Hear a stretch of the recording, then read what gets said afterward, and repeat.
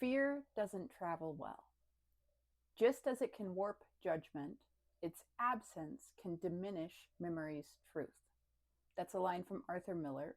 He wrote it in 1996, talking about his 1950s play, The Crucible, which was really talking about the McCarthyism Hollywood trials. But he's reflecting on the fear of McCarthyism from the position of being in the 1990s and being at a point in Hollywood where a film can be made about this subject, which was unthinkable in the 1950s when he wrote this play. The play is about the Salem witch trials, but it's also about the way that Hollywood had been shut down and fear had seeped into not only Hollywood, but a whole bunch of layers of American life surrounding being accused of being a communist. In this article, he also talks about how certain processes are apparently universal. And he outlines how the people in Germany watching the Jews be carted off turned a blind eye because they themselves feared contamination or being accused.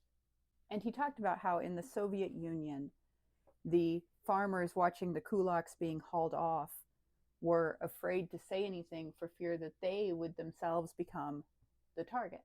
And how in Hollywood, everyone was afraid of speaking to anyone who had been blacklisted because they were scared they themselves would be blacklisted.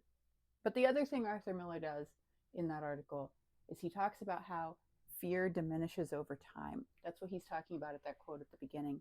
And the fear diminishing over time, he talks about how 20 years after World War II, they had a bunch of students watch videos of Hitler, and nobody was afraid of Hitler because it looked comical. And how he, in 1990s, understands that people watching the McCarthy trials understand that it is nearly comical, the overacting. There's no longer fear attached to the McCarthy trials.